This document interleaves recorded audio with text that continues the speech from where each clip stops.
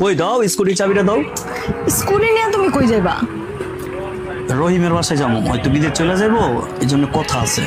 আমার ফিরতে মনে হয় দেরি হবে, বুঝছো? ও, আমার মামার তো বললো 2 দিন ধরে ফোন দিতেছে। আমি একটু ওর বাসায় যাবো, তুমি যদি বাসায় আগে এসে পড়ো তাহলে আমার ফোন দিও। আচ্ছা ঠিক আছে, যাই হোক তাহলে। আচ্ছা।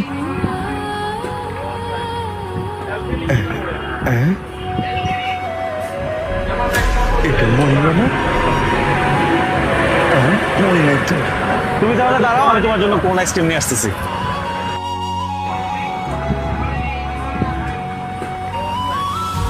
আমার ধারণা তাইলে ঠিক আছে।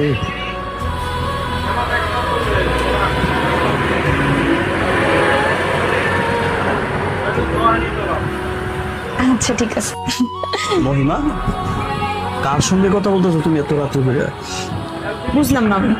এতদিন পর আমার মা ফোন দিছে, তার সাথে কথা বলতেছি আমি। তুমি এমন ভাবে জিজ্ঞেস করতেছো, মনে হইতেছে আমি কার সাথে যেন কথা বলতেছি। রাতে 3টা বাজে তোমার মা হঠাৎ ফোন করছে, সেটা কি আমি জানি?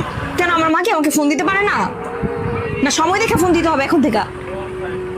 ঠিক আছে।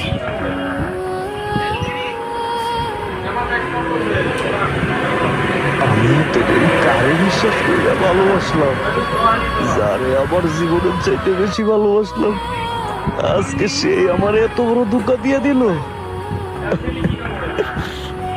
হঠাৎ ওদের বাসায়? আরে ওর কি কাজ বলে আসছে? এটা তুই কেমনে পারিস? কার সঙ্গে কথা বলতেছো তুমি এত রাত্রে বেড়ে? বুঝলাম না আমি। এতদিন পর আমার মা ফোন দিছে, তার সাথে কথা বলতেছি আমি। তুমি এমন ভাবে জিজ্ঞেস করতেছো, মনে হইতেছে আমি কার সাথে যেন কথা বলতেছি। আমি তোমার অনেক ভালোবাসছি, অনেক ভালোবাসছি আমি।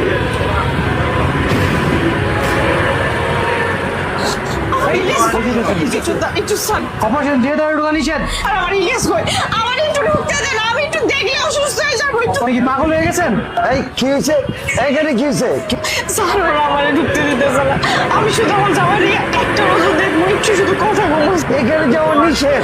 স্যার আমি আপনার হাত ধরে ধরি, প্লিজ স্যার একটু ম্যানেজ করে দেন না প্লিজ।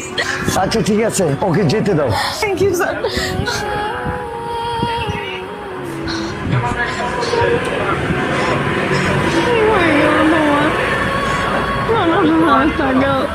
তুমি আমার মাফ করে দাও।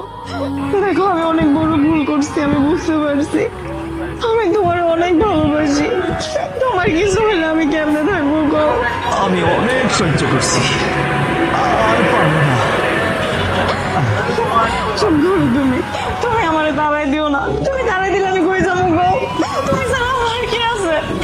যত সহজ হবে দেখো এরকম করো।